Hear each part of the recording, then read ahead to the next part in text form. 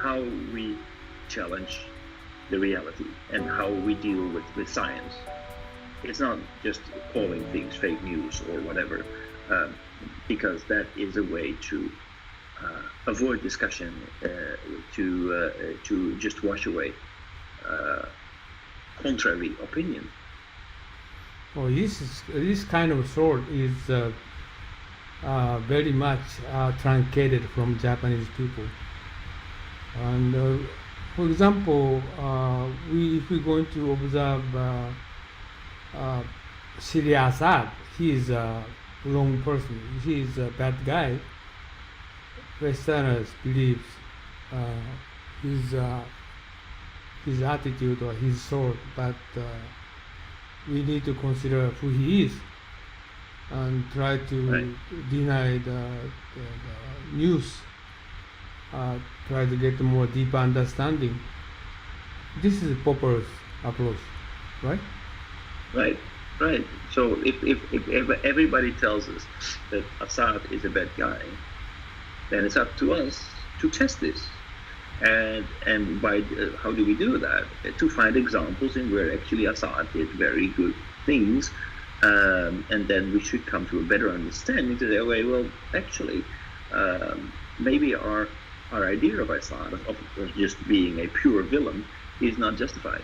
Maybe this guy is more complex. There's more to it. So what drives this man, who is obviously not just simply bad? It's not just black and white. This person is gray. Then the next question is, if he's not just a villain, how did he come to his deeds? How did this guy end up using chemical weapons? What are the factors that drove him to do this? Because if we reject the idea that he's simply a villain, then maybe there are things at work there that we need to understand in order just to choose sides. Are we just going to support the rebels, or are we going to support Assad? Maybe supporting the rebels could be worse than supporting Assad. So that's why we need to challenge our ideas. We need to get a deeper understanding. Okay, who is Assad? And by understanding that, and by getting a less black and white picture, but a more gray picture, we will realize that it may not be such a good idea to simply reject everything that Assad does and try to eradicate this guy as quickly as possible. Because maybe he's not just only evil. Maybe there are things to this guy that are actually not so bad at all. Yeah, I just surveyed more than 70 countries in the world as aspect of democracy, but actually this is not democracy.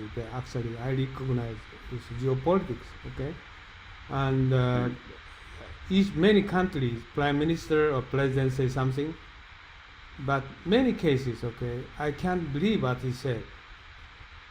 Then I try to looking for another YouTube. Uh, Ordinary people, what kind of level of living are they doing, and what kind of status of their current economical, political status in their country, or military positioning, or so and so forth. Then try to figure out what is the truth. But still, you know, I cannot decide this president is saying right thing or that tell the truth. It's very skeptical. Mm. Even if many people visiting African countries or including Japanese, they writing tourist, memories and kind of notes and so forth. But I can't believe it because this is just only visit, only only limited area. So Right. very difficult, even if they just visit that country, but very difficult. Their opinion is truth or not. So kind of sort of things, right? And Popper said, okay, you still doubt everything, kind of news and everything information. Try Right. to make an effort many times, but still But cannot reach into the the true truth. example of Africa Huh? is Yes, go ahead. sorry, continue. Yeah, so this, but still, and I have what Popper Poppy, Poppy wanted to say, so okay, this is my approach for the analyzing the country by country, but still, finally, I can't get the true truth. It's almost impossible. But I can guess. Just you said hands. Maybe this is true. Maybe this is true. Right. That's all Right. can. But actually, the majority of Japanese people, they just kind of African information source is through Nikkei newspaper, through NHK. So it means almost all information is, of course, they're telling the truth, but picking information, just cherry picking. So I doubt Right. what they're talking about. I'm very skeptical. So Japanese people, they don't know what's happening in the world. Okay, Aung San Suu Kyi is the same, and everything the same, and Putin the same, Trump is the same, but they don't know the truth. So Poppy Right. cautioned them, you must be more skeptical of the fact they are talking about truth, but you more analytical. He said pseudoscience.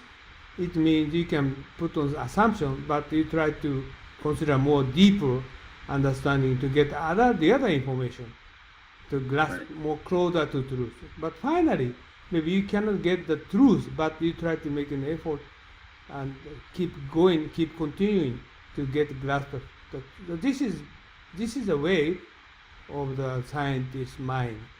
He said, right? Right. Is it right? Right. Okay. Yeah, that's 100% true. Okay. That's 100% true. So a very simple example you mentioned about Africa, disproving. So very when I went to Africa, that was in the 90s, in the second half of the 90s. I had been reading a lot about Africa. I have been observing news about Africa, and in my understanding, there was a lot of poverty. There was there was even a lot of hunger, a lot of war, a lot of civil war, and it's a very unstable continent. But when I went there, and even traveling through Africa, I realized that the reality is completely different. The wars that we hear about on television and read about in the newspapers, they do exist.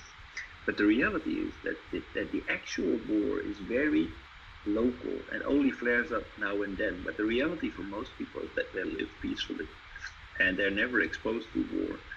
It's only a very small portion and very scattered incidents that are being picked up by the news.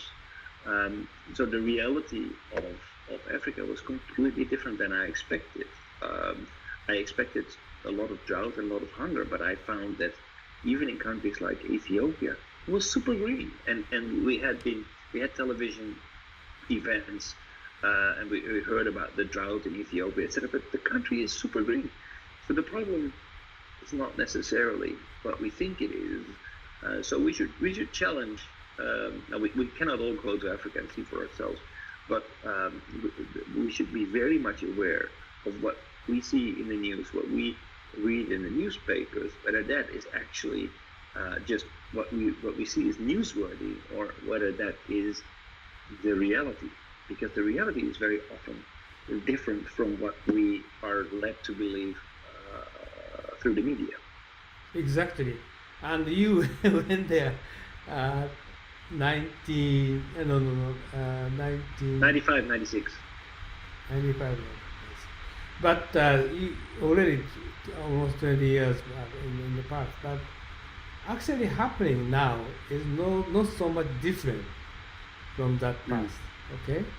So many Right. people are skeptical for the information about 2 years ago, 3 years ago, happening in Africa.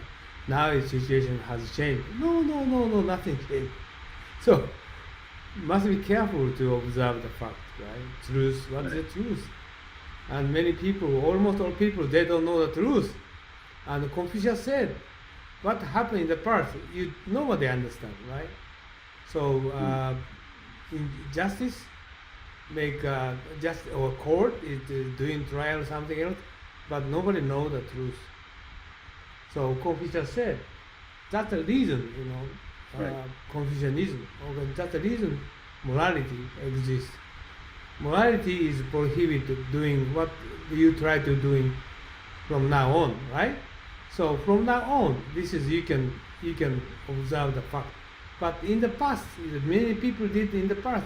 Nobody understand. Nobody don't know what is the fact. Also, we cannot understand what's happening overseas, right?